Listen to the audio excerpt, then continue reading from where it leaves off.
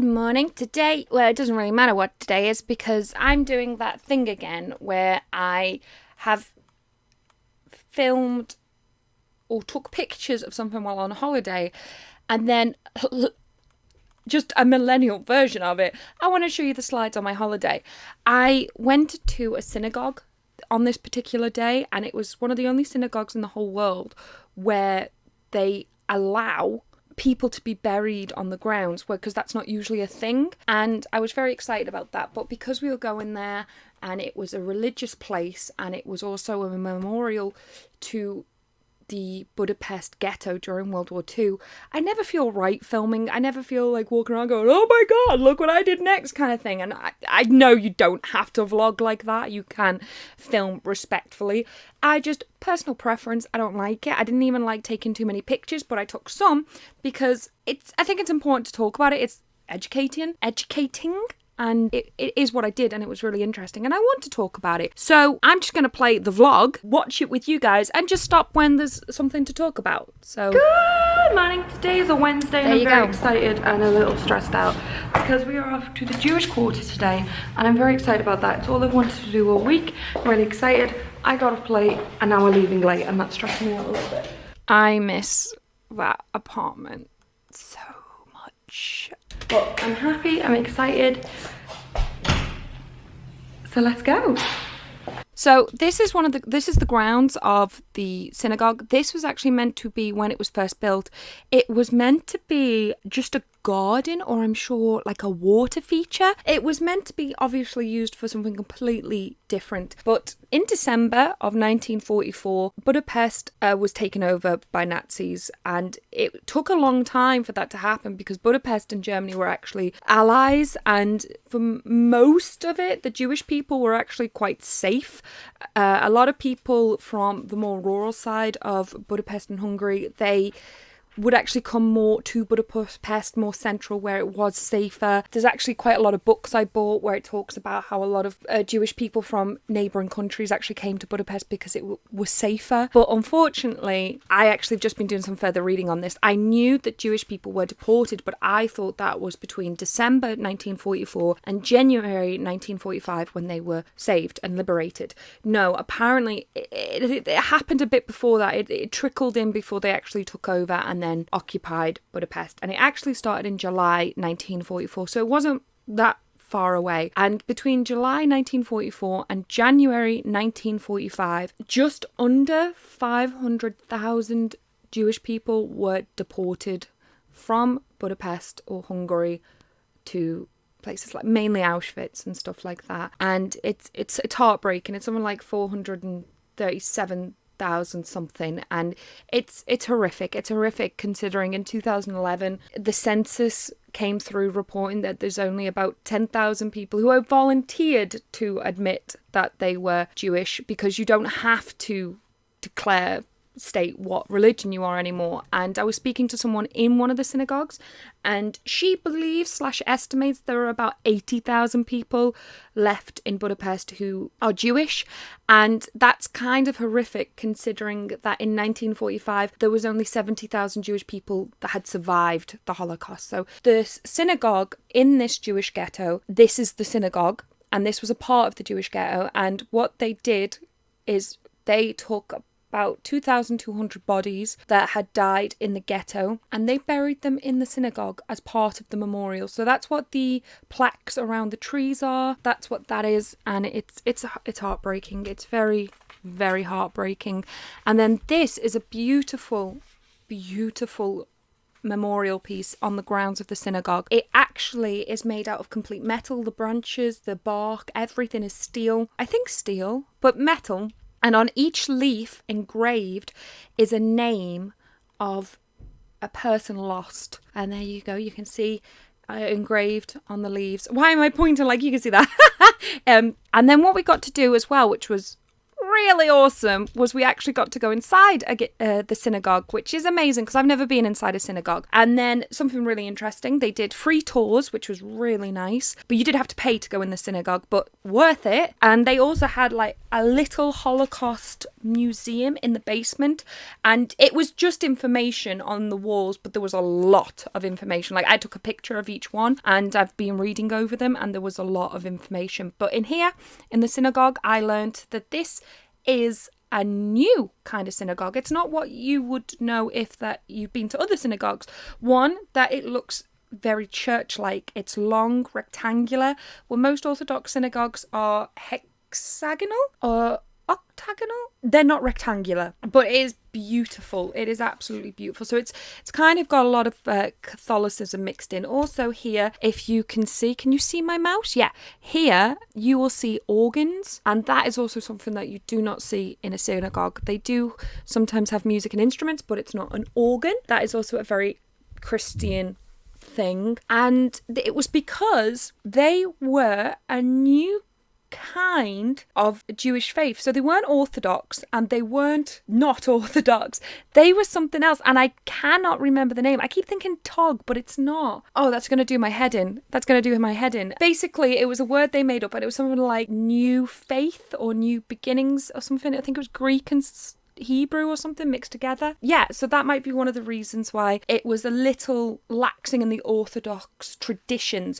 Also, as well, if you go back for just a second, up here, that's where in an Orthodox synagogue, women and men are separated. Women will be up here in the balconies, men will be down here. They were saying that for most of the time, you can mix in this synagogue only when it's really, really busy during the most busiest sermons. Are they called sermons? That's usually when they enforce that women on the balconies, men at the bottom. But usually they don't mind. You can mix it up. As I say, I've got a really stuffy nose.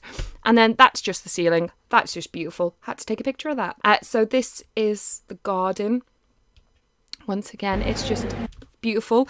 And is that it? See, I really didn't want to film anything. And they had a museum at the top as well, where they actually had like artifacts and stuff, but that was more about the Jewish heritage in Budapest, not necessarily about the ghetto, but there were some incredible things. I'm actually surprised I didn't take a picture of it. Or maybe I didn't include it. I don't know why. But there was one artifact that made me cry in the Jewish museum, and there was a letter, and it was written by this man. I was going to read out the name, but it's not here and I can't remember it. But there was one of the people deported on to Auschwitz. When he was on the train, he frantically wrote a note to his wife and just to say where he was, because I think he'd just been picked up and thrown on this train, and he frankly said where he was going and that he loved her, and he just dropped it on the platform, because how can he give it to her? She wasn't there, she didn't know where he was. By some sort of miracle, it was found by someone who could give it to her, and she actually did get the letter, and decades later they donated it to the museum, and I was sitting there just crying my eyes out.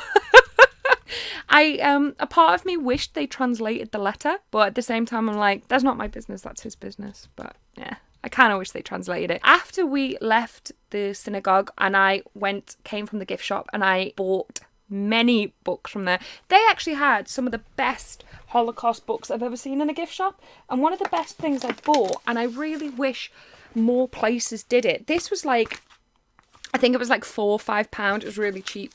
It was like an information pack. It was the Holocaust Budapest 1944. And it's just like a little information leaflet with like loads and loads and loads of history on it. And then a massive map. And I just think that's incredible. I didn't even see that when I was in Poland. And I bought a lot more books than that. But I kind of wish a lot more places did that. Like more very specific local history. It doesn't have to be perfectly made. It's just for someone who wants to specialise in that. I was very happy. And then we went to a cafe and that cup was amazing. I genuinely thought she was passing me like this little plastic container you see in hospitals, and then she gave me that and I was like, okay, that's amazing. It was actually ceramic. It was really good. And then we decided that we would go to the ruined pubs. If you've never been to Budapest or you've never heard of this, the ruined pubs were... This was still in the ghetto, or where the ghetto was, and there were a lot of... I don't know if this is from the Holocaust. I didn't actually read up too much history on this, but this is ruined, like literal ruined, evacuated, dilapidated buildings, and people just came in and turned them into bars, and over the year, they've just kind of built on it, but not done much. Honestly, I wasn't that impressed, because I was like, oh, that's Quiggins. And there is a pub in Liverpool called the Casimir Garden, and then there was the Casimir, and the Casimir Garden just reminds me of this so much. So I mean, it's gorgeous and it's great. This was the Simpler Gardens. I'm sure that's what it was called. Simpler Court. And this is the most famous one. So this was amazing. Like, it was just fantastic.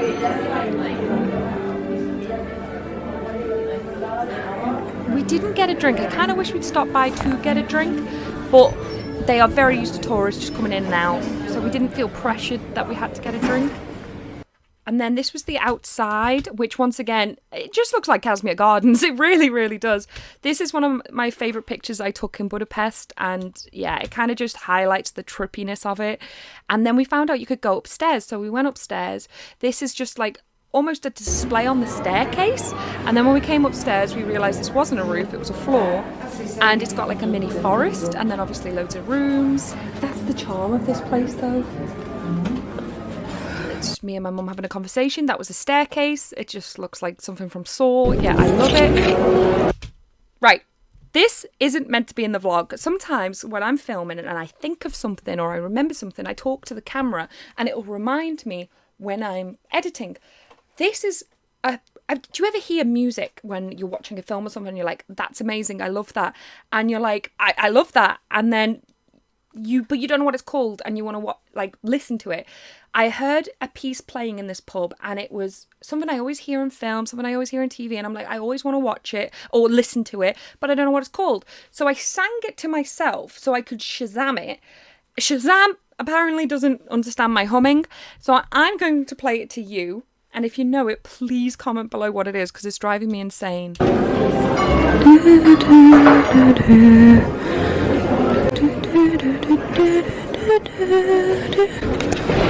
I hummed it because I didn't think the music would hit the speakers, the mic would pick up the music. Annoyingly, you can see it just at the very beginning. It did, so I shouldn't have hummed it. But there you go. This is a bath I belong to. I feel like this is a furniture Saul would like. This is just one of the rooms. It's just every room was like this. It was dilapidated, but fantastic at the same time. I just loved it. It was great. This was just going down the stairs. Once again, honestly, that just looks like it's from Quiggins. This was just a painted door outside, which I thought was fantastic. Then this, we found a wall, and it was a wall memorial. And I have a feeling, upon research, I actually think it's this wall. And so this is the last remaining part of the ghetto wall built by the Nazis that was torn down in 2006. And they said they replaced it with a memorial wall, and we were just walking down, so I don't know what the street was called, so I can't compare, but we just found this ghetto wall memorial. So I've got a feeling this is what it is. Sorry if there was a weird cut then. I just went onto my uni page by accident. So this wall serves as a memorial to the rich, vibrant Jewish life that once flourished on these streets. Since the middle of the 19th century, this neighbourhood has been the centre of Jewish life in Budapest, home to numerous schools, synagogues, communal facilities and stores. This wall, however, also reminds us what occurred on these very same streets in the darkest days of the Holocaust. From December 2nd, 1944 until January 18, 1945, this neighbourhood was the location of the Budapest ghetto, where 70,000 Jews were crowded into one area of 0.3 square kilometres, 0.12 square miles, into 4,513 apartments, with an average of 14 people in each room. They lived in constant fear of both the Hungarian Arrow Cross henchmen and the Nazis. During these 6 weeks, more than 10,000 lives were lost here. As you stand before this wall, pause for a moment and recite a prayer for these 10,000 victims, as well as all the 600,000 Hungarian Jews who perished during the Holocaust. According to the Jewish custom, the living sanctify the memory of those who have already passed away through prayer and good deeds performed in their merit. Consider lighting candles next Friday afternoon in honour of Shabbat, participating in services at a synagogue, reciting a chapter of Psalms, for example, a song of David, "The Lord is my shepherd, I shall not want. He causes me to lie down in green pastures. He leads me beside still waters. He restores my soul. He leads me in paths of righteousness for his name's sake. Even when I walk in the valley of darkness, I will fear no evil, for you are with me. Your rod, your staff, they comfort me. You set a table before me in the presence of my adversaries. You anointed my head with oil. My cup overflows. May only goodness and kindness pursue me all the days of my life, and I will dwell in the house of the Lord for length of days. So I'm not necessarily religious, but I did that. I stood silently at this wall and I read that to myself. And it's heavy. It's heavy, but it's important more than ever. So, and I was really happy to find this because we just walked down the road, and then on the wall, I don't think I've actually took a picture of the wall, which is annoying, but on the wall there were maps. It was a map, and there were little keyholes that you could look through, and in the keyholes it would show you pictures of that place. So as an example, this was the synagogue. So you look through and this is what you see, and it was incredible. I do think I have a little video of showing it though. So this is the wall, and then as you can see, these are little eye sockets you can look through, and the wall here glowing is the ghetto, the Budapest ghetto. And so you look through, and that's what you see. And I thought that was really cool. So this is the destruction of the community. This is kind of what happened. So in 1920, the Hungarian parliament enacts the numerous clauses law, limiting the number of Jewish students in higher education. In 1938, 39, 41, the parliament adopts the first, second and third Jewish laws, depriving Hungarian Jews of even the most basic civil rights. In 1918, 1944, the Jewish Council is notified of the decision to establish the ghetto in Budapest. November 29th, 1944, the Minister of the Interior issues the decree establishing the ghetto. December 2nd, 1944, the completion of the resettlement of the Jews of Budapest to the ghetto. In December 10th, the ghetto is sealed off, prohibiting entry and exit. In January 18, 1945, Soviet troops liberate the ghetto. I think it's kind of terrifying that in 3 months, 2 months, in 2 months, 10,000 people die. It just goes to show how little food, hygiene, space there was. It's just horrible. It's just,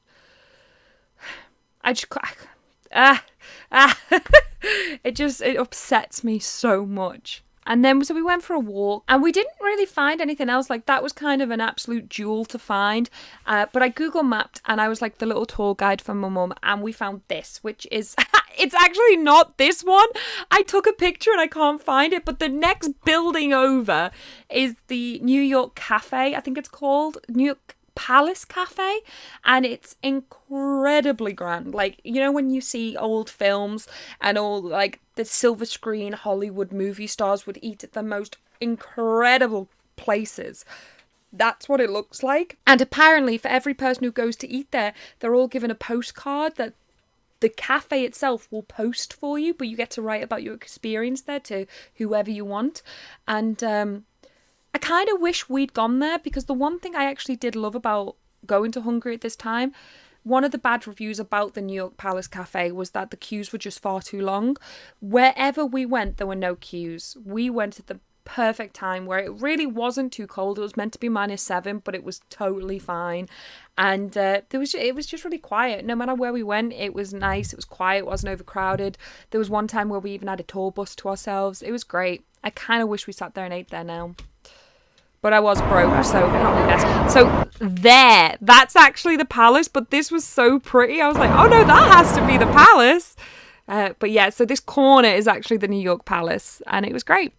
But that's it. I know this was a very long video, but I really wanted to talk about the best day for me, where I got to educate myself more about the Holocaust that I find so important to me, but also more than ever, for us to educate each other on, you know, blind and generic hate, xenophobic hate and racist hate. I think it's very important to educate how easy it is for something to just become so evil from just seeds of worry and rumours. But yeah, thank you so much for watching this vlog. I hope you enjoyed it. I know it's a very different style to what I usually do, but yeah, thank you very much. Sorry that the vlogs aren't daily at the moment, but they are coming out. It's just finding time to fit in stuff like this, because right now I'm actually trying to get all your Patreon stuff together and it's coming along very nicely, but I'm just kind of prioritizing that right now. I've had a lot of new pledges lately and I don't want to let anyone down, so there we go. Thank you so much for watching. Don't forget to give it a like and a comment because it helps out the channel. If you want to support me any more than you already do, you can pledge on my Patreon for as little as $1 a month and you get a lot for that. So if you want to check out those rewards, feel free. And yeah, I'll see you tomorrow, hopefully. Bye.